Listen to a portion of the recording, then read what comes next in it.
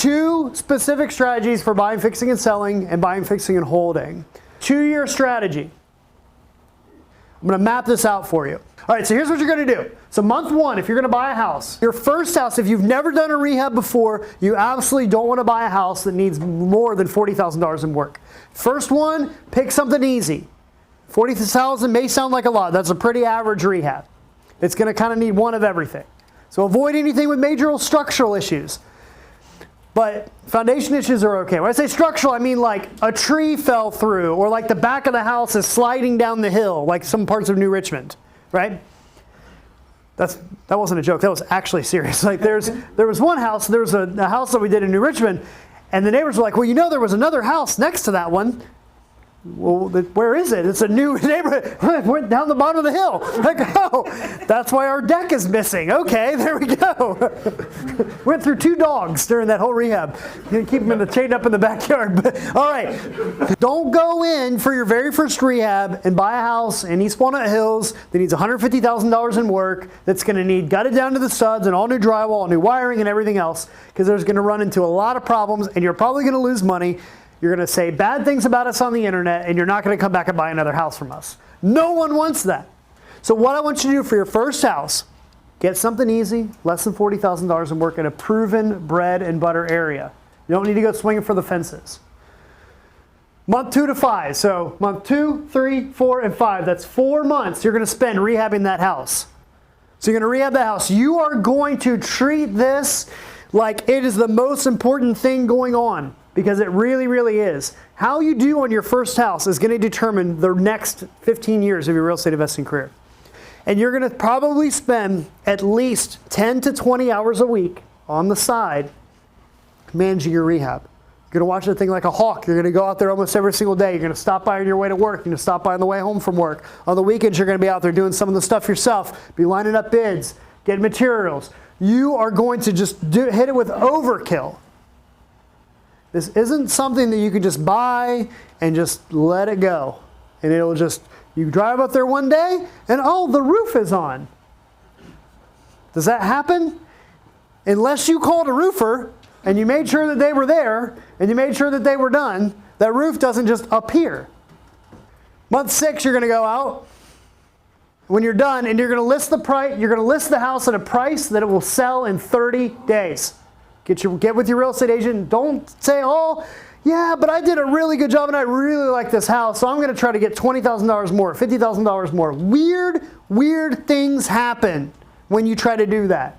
You miss like seasons in the market. You miss all this stuff. Or you start cutting the price $25,000 down to where it should have been priced to begin with. And people are like, well, why did he cut it? What's wrong with it? What's going on? What about that? It just doesn't work. Price it right out of the gate, particularly for your first one, right where it's going to sell within 30 days. You want to be, because you got other things to do, like your next house. Don't look at one house and say, oh, well, this is the house. This can be the best deal ever. I'm going to make all this money on this one particular house. You have to be thinking long term. So for your flipping, I encourage you to think about a 3-house strategy over a 2-year period. So this is just the first house in your 3-house strategy. So you want to get through this house, make some money, and get on to the next one. Get through that house, make some money, and get on to your third one. If you do it the right way, it's going to take you 2 years. So you're going to list the property, sell it in 30 days. Month 7, you're going to go out and you're going to start looking for another property after you get your house under contract. So you get your first house under contract, that's where you're going to start looking for your next house. Month 8, you're going to sign your contract for house number 2. And you're going to start lining up your bids for house number 2. So that's the free time. It's the only time that you're going to have that other house, but you're not paying the bill. So that gives you opportunity to line up your bids. You're going to take everything that you learned from your first house, like Cedric said in that example, and you're going to improve and get better. You're not just going to sell that one house, close, and be like, oh my gosh, I made it through that. Well, I'll wait for Thanksgiving. I'll wait for Christmas. I'm going to sit back. Look, if you really want to do this, the investors that are doing this, I'm not saying you to go out and do multiple rehabs at a time, but I'm saying be steady, be consistent, and just keep going. And always have a project going. And next thing you know, you will build up to where you're doing 5, 10 rehabs in a year. Month 9, you're going to close on the resale of house number 1. You're going to collect your check. And then you're going to close on your purchase of house number 2. See how easy that is? Don't be the person that goes out and buys 3 houses all at once and they're brand new. Because if you lose $10,000 on one, you're going to lose $15,000 each on 3 if you try to do 3 at once. It's going to be horrible. I don't recommend it. You don't need to manage more than 1 rehab at a time. You absolutely don't need to. There's no reason. So this is what it looks like. A little infographic here for you. So these blocks are months. So this is the first year. This is the second year. I want to have this, you see how this looks when it's all printed up here. It's kind of cool. I want to like put it on a t-shirt or like a poster. All right, so this represents the time that you're going to spend closing on the house. So you get a property under contract. You've got about 3 weeks to close. That's where you're going to line up all your bids. You're going to get your budget together. You do all your planning. This part represents the rehab itself. So this is 1, 2, 3, 4 months. Am I saying anything crazy? I mean, that's 4 months to finish a rehab. The seasoned guys that are in this room are like, man, that's a long time, because we're usually shooting for 60 days or 90 days. This is 4 months.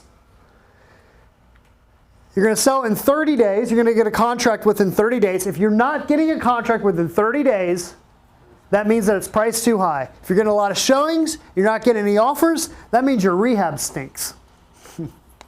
So you need to make sure that if you're getting people through it and you're not getting offers, that there's something wrong with the house. And you need to be willing to go in and admit that and fix that problem, whatever it is. But if you price it right and you just did even a halfway decent job, you should be able to get that house under contract within 30 days. It's going to take you about 90 days in my model to close. You got inspections, you got contingencies, you got all that. It's probably not going to take you 90, but I'm just going to tell you 90. Now what you're going to do is right before you're getting ready to close on that house, you're going to go out and you're looking for another house. You're going to contract that. And you're going to spend 4 months on that house.